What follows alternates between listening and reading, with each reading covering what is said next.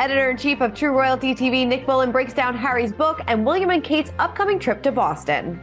Harry and Meghan have captured the American imagination, and this is an opportunity for the Waleses to say, no, we're here, we're the real royals, we are going to be next king and queen, and focus on us. Plus, the royals get Windsor ready for Christmas as the new book claims the Queen had concerns over Harry and Meghan's romance. So I could see this being true. I think the relationship was as positive as it could be, but I can't imagine the Queen brushing off some of the things that have happened in the last few years quite as easily as this suggests. Plus, it's time to get holiday shopping, and we have all the must-haves for the royal lovers in your life.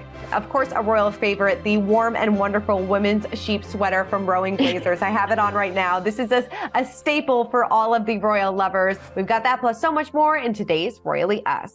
Hello to our fellow royal lovers and welcome to Royally Us. I'm Christina, that's Christine, and we have a really fun show for you guys today. We are giving you the best holiday gift guide for all the royal lovers. We have so much to get to. We're going to have a lot of fun. I'm so excited. I hope my husband tunes in this week so that he can get some ideas.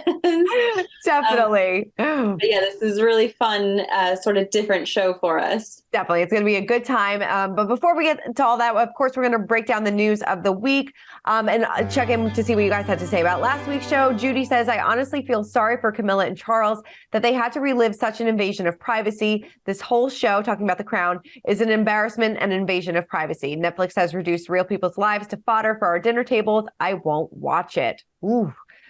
I mean, I'm sure a lot of people maybe feel bad, but, this is history kind of playing out in real time. Of course, they took some liberties with this show as well. I think there's a lot of people who agree with Judy, but they're sort of watching through like cringed eyes, sort of like, with your hands up, looking through the fingers because you can't look away. And it is history. We sort of already know that these things have happened, but it is probably really uncomfortable for the people involved to have to relive the embarrassment. Well, over and over again. Over and over. And Dawn says, unfortunately, the contrast between the two couples has been highlighted by the presentation of this award, talking about this award about Harry and Meghan combating racism within the royal family. Says William and Catherine are in Boston to give out awards to young scientists and entrepreneurs who want to make the world a better place, whereas Harry and Meghan will be in New York to receive an award for making unsubstantiated allegations against the family whose name they seem to be proud to bear. We don't know if Harry and Meghan are definitely going to be in this in New York City to receive this award. There were some rumors that it was possibly canceled as well. So not really sure if this is legitimate or not. I know it's such an interesting story. It's almost like they're pinning Meghan and Harry's name to it so that it gets more, more airtime and more discussion when we don't really know. I don't think they've even acknowledged this in any way. So it's definitely an interesting story. Definitely. All right. Well, let's get into our royal roundup and kick it off with Queen Consort Camilla. She joined children at a kindergarten in East London to pass on some special Paddington Bear love. I love this story. She helped distribute some of the hundreds of Paddington Bears and other cuddly toys that were left near royal residences by mourners in the wake of Queen Elizabeth's death back in September. After being gathered up among the flowers and other tributes, they were washed and given to Bernardo's Children's Charity, and she went to one of their nurseries to see the handover. Love that. They said that they were going to do this for quite some time, donate these Paddington Bears to children. And I love this. I think it's great. I thought that this was such a sweet project for the Queen to really take on because it really kind of shows her in a great light. I think that Queen Camilla is incredible. She's doing so much important work, but obviously, especially with what we just talked about with the Crown, there's still a lot of negative press, negative viewpoints surrounding her. So I think that this project was so good for her public image. She also did something amazing this week, sort of in the same vein in that the flower arrangements from the state reception, which we'll talk about later in the show, she organized to have those donated to an organization called Floral Angels, which then donated all the flowers from this big grand reception to a London day center for senior citizens. So again, I think that Camilla's doing really amazing things and we're seeing them more because I think the royal family wants us to know that she's actually doing an amazing job. She really is. I think we said it last week that she's really been out and about. You see her, she's very present. She's doing some great work and, people are starting to take notice. at Yeah, least more so than they have before. Yeah, yes, definitely. And I think it's so great. And I hope that people see what she's doing and sort of, maybe rethink their earlier opinions. Definitely. All right. Well, let's move on to the Princess of Wales. She is spreading awareness of early childhood development and mental health. We know that this is really important to her. In an op-ed published by The Telegraph, she pleaded to do everything we can to nurture our children in the first 5 years of lives, where she says is the most preventative years.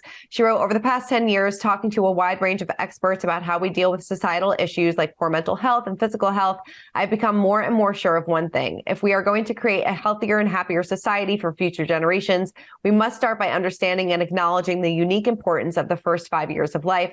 We have an incredible opportunity, armed with all we know as a result of the work of dedicated scientists, researchers, and practitioners, to make a huge difference to the mental and physical health of generations to come. As two women with young kids in this age range, it's so true. It's really such a formative part of their life. And this is really, really important. And I feel like not a lot of people talk about those first 5 years, because that's when everything is kind of molded and created. I think that this really is Kate's lifelong project. This is what she's going to really be pushing forward I think for really the next, 30, 40 years, however long she, is able to continue on with this project. And what I love about the work she's doing, especially recently, is that the first 5 years of a child's life are the most important years. But that depends on well-supported parents and caregivers. And so that's been so interesting to see how she's sort of raising awareness for that issue, because it's not just about supporting the children, it's about supporting the people who live with the children every day. And I think that that's incredible. This op-ed was a very short and powerful statement that she made through the Telegraph, but it was paired with a really, really lengthy deep dive by an incredible journalist called Hannah Furness, who really dives into the science and the research and the work that's being done. And I think that would be an incredible read for anyone who's interested, because this is sort of something that we're learning more about, that this is the first 5 years, early years. This is how we can change the future, is by supporting children and their parents. So right. It's so important. I absolutely love this initiative that she has been taking on for so many years. It's so great. All right. Well, this is really exciting because the Royal Collection Trust has unveiled the gorgeous Christmas decor in the state apartments of Windsor Castle. Visitors can tour the ornate displays throughout the British royal family's home, which has been decked out for the first holiday season of King Charles's reign. So guests will feel the spirit upon arrival with foliage and wreaths fastened to gates and lampposts throughout the grounds. The grand staircase of the state apartments has been laced with garland. And it looks absolutely beautiful. They have a 20-foot tree that was grown in nearby Windsor Park. And of course, hundreds of ornaments on it. I'm sure the kids go absolutely crazy for this. I love this. Imagine being, not just George and Charlotte and Louis, but also, Lena and Mia Tyndall, like all of the royal grandchildren now running around. It's magical for kids. I love that there is a tree dedicated to the late Her Majesty Queen Elizabeth II, and it is bedazzled or decked out, however you want to describe it, in her racing colors, which I think is so, when you think about the Queen, you do sort of think about horses. So what a really unique way to pay tribute to her in these decorations. But the royal family just does Christmas so well. We're going to talk about so much over the next few weeks. I feel like they really embrace the Christmas season, and it's really, really fun to see. I absolutely love it. It's so great. And it looks so beautiful already. And we're just getting started, like you said. It's not even December. Not even December, but we are in the holiday spirit. And we actually got some news on how Meghan spent Thanksgiving. She spent the holiday by preparing meals for over 300 homeless women in Los Angeles. And it was well documented on her Archewell Foundation website. But I think that this is great, kind of giving back to the community, taking the time. She was, dressed down, in the kitchen, working hard to, feed these 300 women that, really needed a good Thanksgiving meal. I like this story so much because it's something she talked about that she did when she was younger, before she was, Duchess of Sussex. She spoke about how her mom would take her to volunteer at, soup kitchens or, sharing meals with people who were less fortunate. And to see her doing it still, I love that sort of consistency of who she is. Right, definitely. There have been some reports here or there, nothing definitive yet, that they were invited to spend Christmas with the royal family, but declined. Like we said, we don't really know if that's true or not. But something tells me, since the documentary is coming out, then the book right after the holidays, I'm probably going to sit this one out. Might be laying low for a few weeks after that. I think so. Oh my goodness. Well, this is interesting. So a brand new book is coming out, a biography about Queen Elizabeth, an intimate portrait by Giles Brandreth. So he is saying that Queen Elizabeth thought Prince Harry was perhaps a little over in love with Meghan Markle. He wrote, "This was as far as she came, to my knowledge at least, ever uttering a word against the new Duchess of Sussex." He said that she was absolutely truly delighted when her grandson said he was marrying Meghan. And according to the book, which will be released next month, said she liked Meghan and told lots of people so, and she did everything she could to make her future granddaughter-in-law feel welcome. He also wrote that the Queen was not bothered by the CBS tell-all interview, writing, "I can tell you, because I know this, that the Queen was always more concerned for Harry's well-being than about the television nonsense," meaning both the Oprah Winfrey interview, which caused so much controversy, and the lucrative deal the Sussexes made with Netflix. I mean, I could see that. I could see her being concerned about Harry's well-being, but I'm sure a little bothered by it. Yeah. Might have been a little bit concerned. Yeah. But no, even Meghan and Harry have said, either through statements or sort of, in their in the way they talk about their experiences, they're always very respectful of the Queen. Mm-hmm. Even still, when there was those rumors about who was making racist remarks, they were very quick to say it was not the Queen, it was not the late Duke of Edinburgh. And so I could see this being true. I think the relationship was as positive as it could be, but I can't imagine the Queen brushing off some of the things that have happened in the last few years quite as easily as this suggests. Yeah, seriously. All right. Well, let's move on to our royal history moment of the week. And we talked briefly about the state dinner last week, but we didn't get a chance to see the tiaras, and now we have. So what did you think? Kate was in the Queen Mary's Lover's Knot tiara, which seems to be a favorite of hers. Well, if we go back to last week, I said, please, anything but that tiara. So when I saw the photos later that day after we recorded, I said, oh no, I knew I should have known better. I thought she obviously looked incredible in this stunning Jenny Packham gown. And it was just, she looked so regal. Mm-hmm. And this Lover's Knot tiara is clearly one of her favorites. I mean, she's worn it several times now. I would like to see something new. There are so many tiaras. Kate, please, next time, something fresh. But Queen Camilla stepped out in the Belgian sapphire tiara, which was newer for her. It's something that was really closely associated with Queen Elizabeth. So you do have to wonder, when they're sort of, like renting these tiaras for the night out of the royal vault, there must be some discussion of who gets what and what that might mean. And so I think that maybe there was some interplay here where Camilla was wearing a tiara that was really important. So maybe Kate wore her old standby to sort of, keep the balance, keep that story in balance, so to speak. I thought Queen Camilla looked very regal. I just thought, I love these events because they're so royal. It is so royal. I love it. Well, this is an interesting. I thought they both looked absolutely beautiful, but I agree with you. I think we need a fresh tiara for next time around for Kate. Yes. I think it's time to switch it up a little bit. Like you said, there's so many tiaras in the royal vault, but this one must mean something really significant to her, since she kind of goes back to it all the time. But Camilla looked absolutely beautiful. It's hopefully we have more of these tiara moments, since we didn't have so many because of COVID and things like that. So hopefully we're getting back in the swing of things. But this is an interesting story. So let's move on to our pint-sized palace before we get into our royal gift guide, because it's being reported that King Charles is planning to bestow one of the Queen's titles, the Duchess of Edinburgh, upon his granddaughter, Princess Charlotte, as a fitting tribute to his late mother. So a source told the Mail on Sunday it would be a fitting way to remember the Queen, who of course had the Duchess of Edinburgh, and a way for His Majesty to honor the line of succession. I think this would be great. It would be great. It would be really historic, as it would be the first time that this title that Charlotte would hold this Duchess of Edinburgh title in her own right. So it's not related to her husband. And it has a little bit to do with the new guidelines for primogeniture, which means that, Louis cannot unseat Charlotte's place in the line to the throne.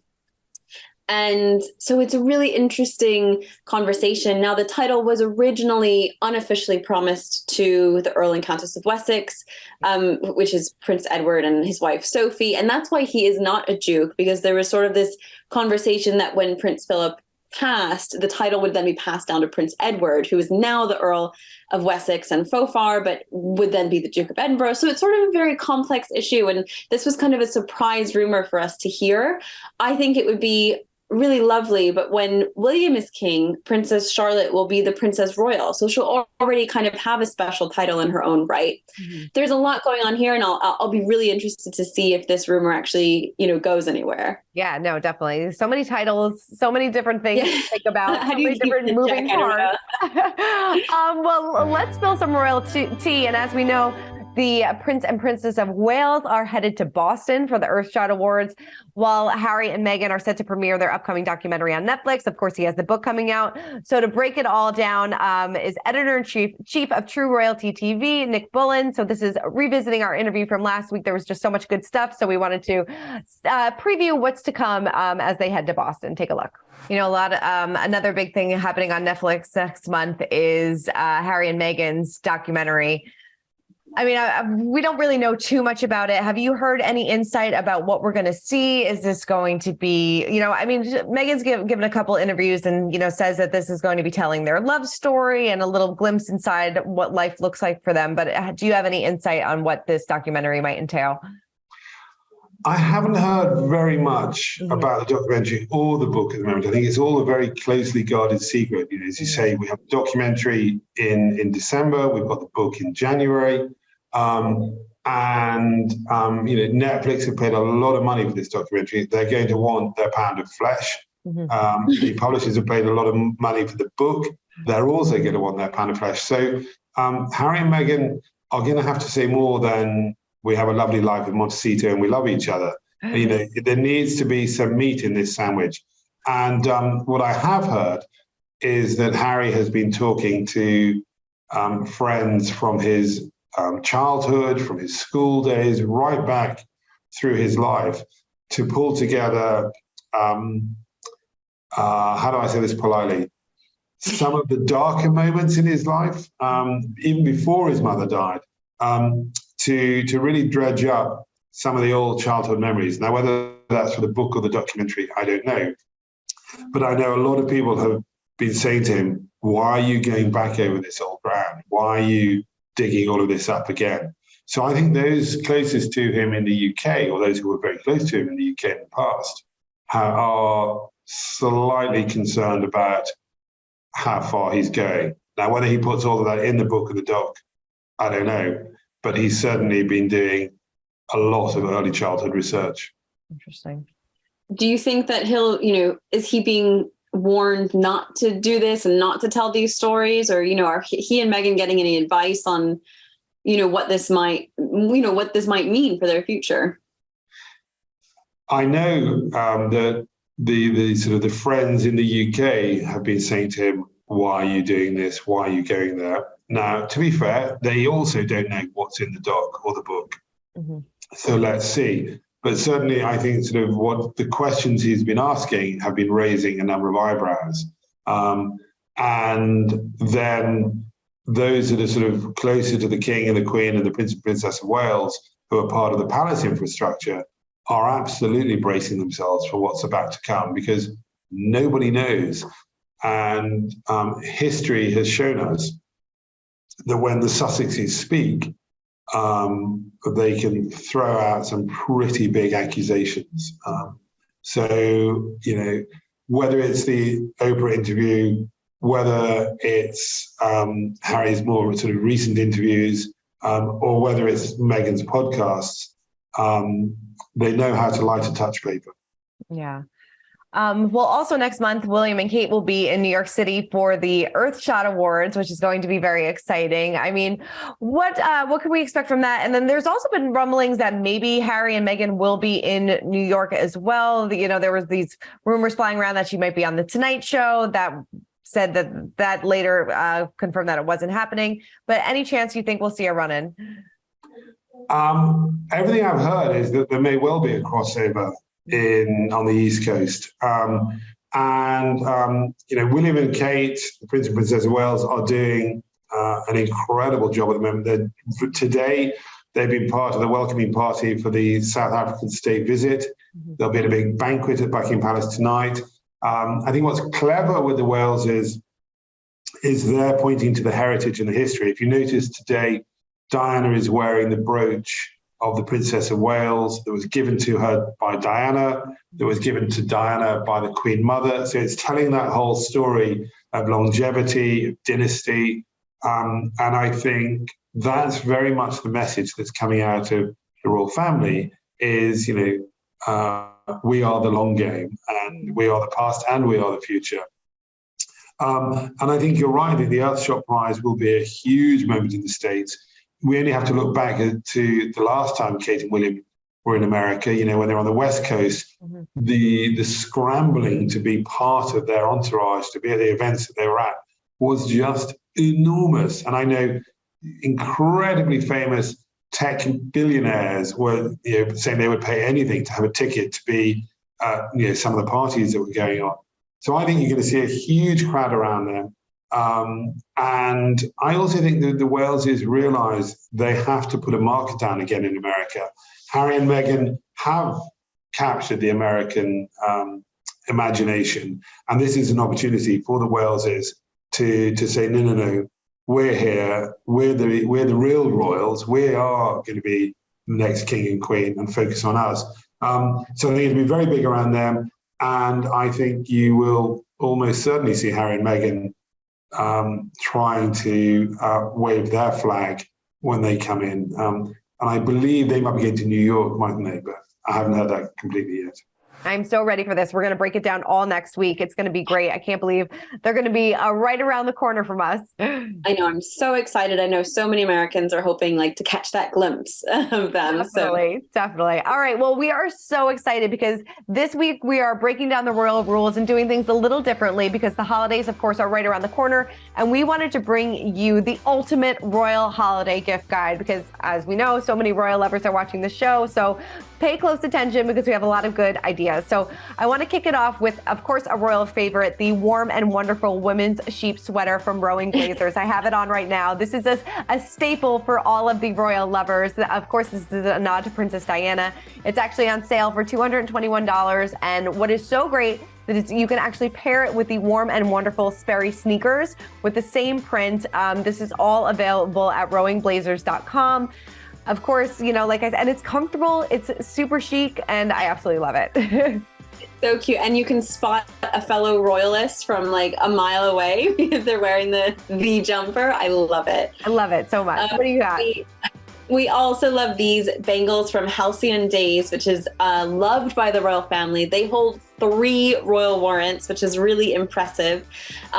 Sophie, the Countess of Wessex, has this bracelet, I think in 4 different colors. And Kate has one as well, which is rumored to be a gift from Sophie. So it's an incredibly royally approved brand. And this bangle, which retails for $215 on their website, is an easy way to make a royalist happy.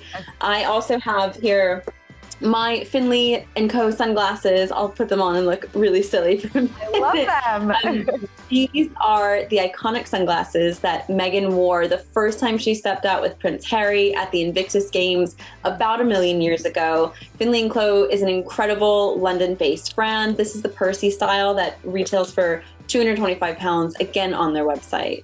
Oh, you are just screaming royal lover if you're wearing those sunglasses and those bangles. So beautiful. They're so cool. I know the sunglasses are so cool. I wear them all the time because they just make whatever you're wearing, just you look like a really, really cool. Yeah, no, totally. I love that so much. Well, next up, I love this rose crown coin necklace. It's available at Electric Picks for $88. So this gold necklace is just a fun accessory and a subtle homage to the monarchy. It's maybe made in New York, but this pendant is actually a cast vintage coin from Great Britain that dates all the way back to 1982. It's just a fun little way to kind of dress up your what you're wearing, and it's a fun little nod to the monarchy. So a cute little rose coin necklace to spruce up your wardrobe. I love that. And if the sheep sweater is like dead obvious royalist, I love that necklace is a little bit more subtle, just in case you want to keep your obsession on the down low.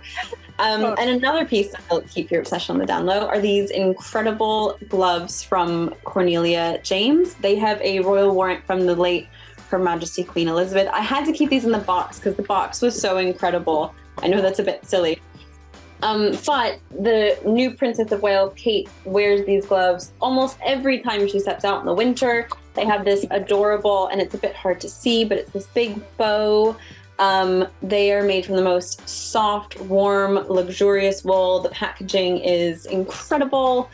They are perfect for effortlessly dressing up an outfit, and they're available for $162 on their website. They're beautiful. They really are. Like they're you said, so beautiful, and the packaging was beautiful. I feel like this is the gift you give to someone who like never spends money on themselves. You know, it's so luxurious for something that you could really wear every day. Definitely. And she's worn them on, like you said, several occasions in a lot of different colors. And all the time. Yes. They're beautiful. They really are. That is a great, great gift. And so I have something for the days that you just want to dress down and hang out around the house. This adorable HRH sweatshirt from Your Royal Closet Etsy shop. Now, this is your one-stop shop for all things royals. They sell gorgeous earrings, which I have on right now, these diamond floral earrings. They also sell candles inspired by the royal family, mugs. Like I said, they have pretty much everything, but it's definitely a great find for those cozy days that you just want to stay in and snuggle up. This cute HRH sweatshirt. Well, next on our list, these are super cute, from artist and illustrator Amelia Noyes, who created these gorgeous royal family illustrations. So check out the beautiful Queen Elizabeth personalized desk calendar. You can also dress up your phone in this tiara phone case, which goes for $80. And she also sells these royal gift cards, greeting cards, which are so cute. So you can send them out to everybody on your holiday list as a nice little greeting card, wishing them happy holidays. But these are so cute. Like I said, they are illustrations made by Amelia Noyes. They are all available on her website, and they're really, really beautiful. She has some great, great royal gifts that won't break the bank as well. She's an incredible artist. I love her. I love Amelia's work so much. Because it's really unique, isn't it? It's kind of unique and a modern take on things. It really is. And like I said, these are some really great stocking stuffer gifts too. So, and they won't break the bank, and they're beautiful. I'm sure get a lot of people talking. I have to share, speaking of, I said I love Amelia. I also love Beth Holt is the author of The Queen, 70 Years of Majestic Style. If you're in the US, you can grab this on Amazon for $21.99. And a new edition has just come out in the UK, sort of celebrating her Platinum Jubilee, but also remembering her after her death. It is this, along with Beth Ann's book on the Duchess of Cambridge, who's now the Princess of Wales, probably my favorite royal books, because it's nice to read, but it also looks nice on the coffee table. It's not just a coffee table book that just, like sits there and you never look at it. This is honestly one of my favorites, and it would make a super, super gift, especially, you get it on an Amazon deal for $20. That's sort of your, white elephant gift for a girl's night out. Definitely. I absolutely love that. Well, if you want to take a trip down royal history lane, then look no further than author Gareth Russell's book, Do Let's Have Another Drink. Of course, we've talked to Gareth multiple times. We absolutely love him, and it is all about the late Queen Mother. But if you purchase it through Clio, You also get this gorgeous Bose Lion luxury candle. This candle is absolutely beautiful. It smells amazing. It's dedicated to Queen Elizabeth, and the packaging that it comes in is absolutely gorgeous. The bundle, if you purchase it, also includes, like I said, the book, the candle, and an invitation to attend an exclusive virtual event with Gareth. Date to be determined, but like I said, it's Clio.com. It's beautiful, and it's a great fun read too. So you gotta snuggle up, grab a drink, and light a candle and read Gareth's book. I love that. That's such a great bundle. Speaking of candles, I feel like this is an iconic royal gift. It shows up on almost every royal gift guide. It is the Jo Malone candle. This is lime basil and mandarin. Kate, when she married William, scented Westminster Abbey with lime basil mandarin and orange blossom candles from Jo Malone. I can't imagine how many candles that would take, but it is such a luxurious gift. They look so beautiful, even if you never light it. It's a beautiful display piece, but the scents are amazing. And that one retails for $65 at Jo Malone's website or at your favorite retailer like Nordstrom. But I feel like there's so many options. I mean, so many options. Yeah. I hope we gave you all a great idea for what you can get your royal lovers in your life this holiday season. I know this was a lot to take in, so it will all be on our website at usmagazine.com, so you can link out, get all the information that you need. And we would love to know if you purchase anything on this list. Please let us know in the comments, and happy shopping, everybody. Yes, make sure you forward this to your boyfriend, to your best friend, to your mom. Send this episode their way so they can get some tips and hints. Definitely. Get shopping. Well, Christine, thank you so much for running down all things royals with me as always. And we will see you next week where we break down the big Earthshot Awards. There's going to be a lot to talk about next week. I know. I feel like we have a couple of really busy weeks coming up. Earthshot, we've got someone's book coming out, and we've got all the Christmas stuff. Going to be insane, but we're going to be there every step of the way. Christine, thank you so much. We'll see you soon. Bye. For more news, content, and exclusive interviews, make sure to hit the sub, like, and bell button down below and visit usmagazine.com.